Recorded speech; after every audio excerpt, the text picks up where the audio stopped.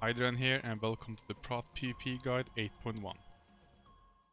The first thing we're going to talk about is the protection word changes this patch brings. First was ignore pains of global cooldown, so that means we can use ignore pain while using a DPS ability to gain rage, to dump our rage on ignore pain to get faster uptime on avatar.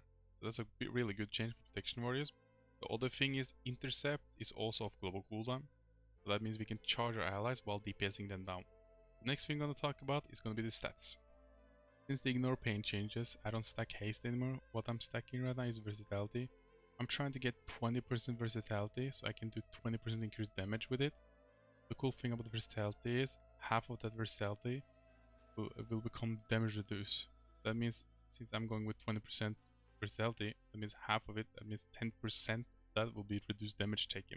This is good especially for tanks in PvP, since tanks takes like 25% I think it was damage taken. Versatility is the best way to go with in PvP right now. The other thing I'm stacking is mastery. I'm going with 30% mastery, since that 30% converts into 20% attack power, so this will boost our damage even further. The last thing I'm stacking is crit, since crit scales really good with Prot warriors. And you also have the sword and board the talent you can go with, so you have like 40, let's say if you have 15% crit chance, with sword and board that will be 45% crit chance. So you can do insanely shield slam crits or devastate damage crits. And the next thing will be enchant. Enchant I'm going with my weapon is versatile navigation. Since every time you hit someone, it's gonna increase your versatility even further. So that's a little bit bonus on the side there with the versatility. The ring enchant I'm going with is versatility enchant. But if I have 20% versatility from before and the rings is like over boosting it, I will just change them into crit chance enchants. The next thing after that we're gonna talk about is the Azerite trait. The most important Azerite trait to get is gonna be Defining Crash. Reason for this is because of Morale Killer got nerfed. Defining Crash is gonna extend the time of demo shot by 2 seconds. It can go all the way up to 6 seconds. So that means you can use the Thunderclap 3 times in a row before the duration falls off. By that time you probably will have your demo shot up. So this will kind of like fix the problem we have in PvP now after nerf. Next one will be Bastion of Might. Bastion of Might is a new Azerite trait that came into the game in this patch. Cool thing about Bastion of Might is that every time you use Avatar, for a certain amount duration of the Avatar, you're gonna get increased mastery. And since mastery increases your attack power, this is a really good Azerite trait for boosting your damage even further. So getting 3 Bastion of Might on all of your pieces will be kind of like the must-have to have now. Like try to get a Defining Crash in one piece with the Bastion Might. That will be the best option, and the rest of your pieces shall be, Bastion Might. But the other thing with Bastion Might is that every time you pop Avatar, it also grants you ignore pain for free. You can kind of use this for defensive wise. Example, like if you get bursted, like if you don't, let's say you don't have rage, you can just pop your Avatar, then you get a free ignore pain, and you get mastery, so you can burst back, you counter it. Other talent Azerite trait is not really that strong anymore. It doesn't really matter which one you pick, but you can pick pretty much whatever you want. But if you want like a specific one, I will say Heed My Call. Heed My Call is does pretty great damage, but my main priority for Azerite trait is always going to be Bastion of Might and Defining Crash. Those two are the most important ones to get. So the next thing I'm going to talk about is going to be the talent. Into the Fray gives you free haste. Or you can go for Punish if you like to have more shield slam damage. Much your choice here, but I will go with Into Fray. Next is Safeguard, of course, because when you charge your ally, you absorb 30% of the damage transferred to you for 6 seconds. So this is really good for supporting. Unstoppable Force, every time you use Avatar, you increase your damage with your Thunderclap by 100% and reduce the cooldown of your Thunderclap by 50%. Really good with your burst. Next is Never Surrender. The less health you have, percent-wise, the stronger your ignore pain becomes. Your missing health, that is. Other option is Bolster, since the ignore pain changes. I'm a more, rage dump on the ignore pain, so that means you can have your last stand up more frequently. So Bolster is really good, but the problem in Arena is that last stand gets affected by damping. Bolster is more optional for Battlegrounds now. That's a good thing.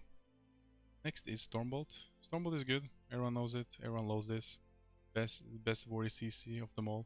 You throw it to someone, they get stunned for 4 seconds, 30-second cooldown. Still a good thing to go for. Melee is pretty okay. Based off certain combos, this is really good, can work with, but for my setup it doesn't work, so I can't use it. Next is Booming Voice. Everyone knows about this one. Every time you use a Booming Voice, you get 40 rage. And people affected by your Booming Voice takes 15% increased damage. Every time you spend 10 rage, you reduce your certain cooldowns by 1 second.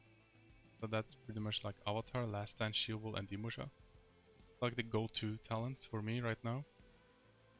The owner talents I'm using right now, it's gonna be, you know, the trinkets, of course. The reason I'm using trinket, that is, I'm getting targeted by rogues, mages, they're trying to burst me down.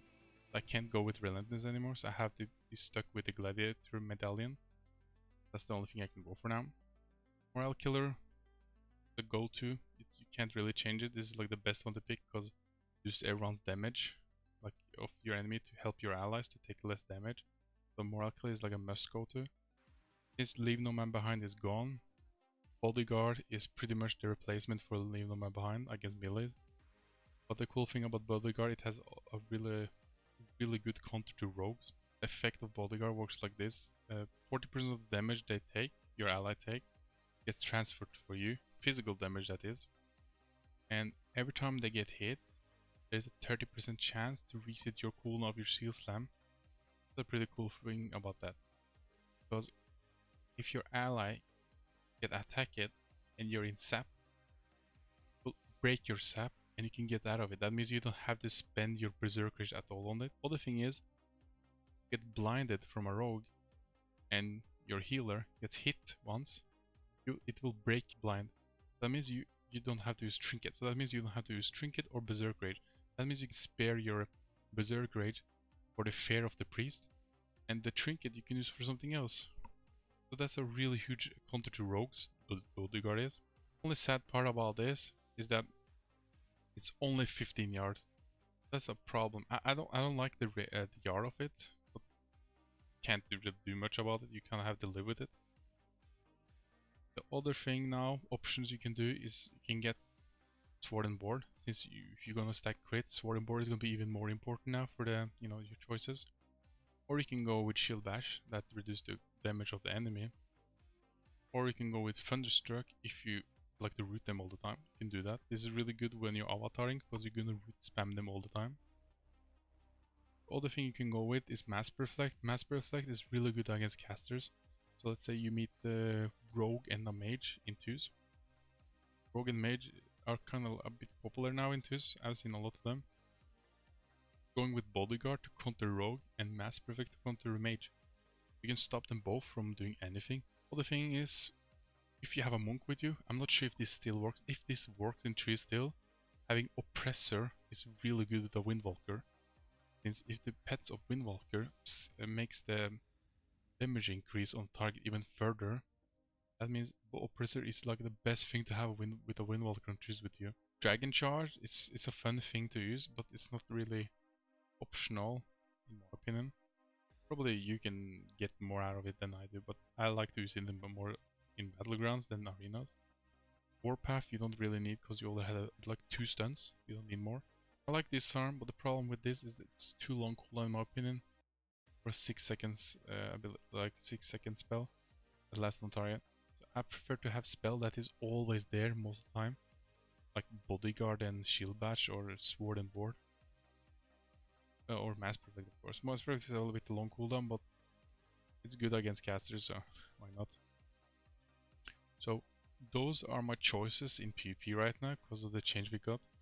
So if you have any questions, you can just type it down in the comment and I will try to read them and I will try to answer them as good as I can.